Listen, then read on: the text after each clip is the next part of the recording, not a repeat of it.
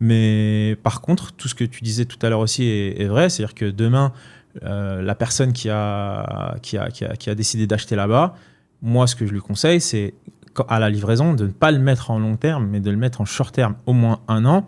Pourquoi ? Le challenge d'une livraison, c'est de louer au prix, si tu loues en long terme, au prix que tu veux vraiment. Sauf que tu vas être livré en même temps que tout le monde. Donc, tu as une supply qui arrive sur le marché en même temps que tout le monde. Forcément, ça tire un peu les prix vers le bas. Tout le monde veut louer rapidement. Pourquoi ? Parce que si tu loues pas 1 mois, bah, tu manges ta renta déjà. Donc, qu'est-ce qui se passe ? Au lieu de le mettre à 120, tu vas le mettre à 115. Donc, déjà, tu es en dessous du marché. Hein. Je dis un chiffre au hasard. Donc, peut-être celui qui se dit, OK, lui, il a mis à 115, bon, on va le louer à 110. Pourquoi ? Parce que je préfère louer rapidement et ne pas perdre de location.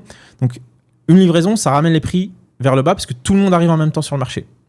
Donc là, ce qu'il faut se faire, c'est aller sur le short terme tout de suite, encaisser tout de suite, attendre et peut-être au bout d'1 an, 2 ans, 1 an et demi, basculer en long terme. Pourquoi ? Parce qu'en fait, ton indice de référence sera en fonction du loyer que tu as accepté de prendre au départ. Tu ne peux pas aller au-dessus. Ouais, je vois ce que tu veux dire, super intéressant. Avec le RERA. Ouais. En fait, il y a des législations pour les gens qui savent pas qui font que tu as des pourcentages d'augmentation que tu peux pas te permettre de. Exactement. Et donc, en fait, si toi, tu t'es mis en Airbnb et que tu as laissé le marché péter, tu peux tout de suite te placer haut. Alors que si tu avais mis en location long terme, bah, tu es plafonné, en gros. Exactement.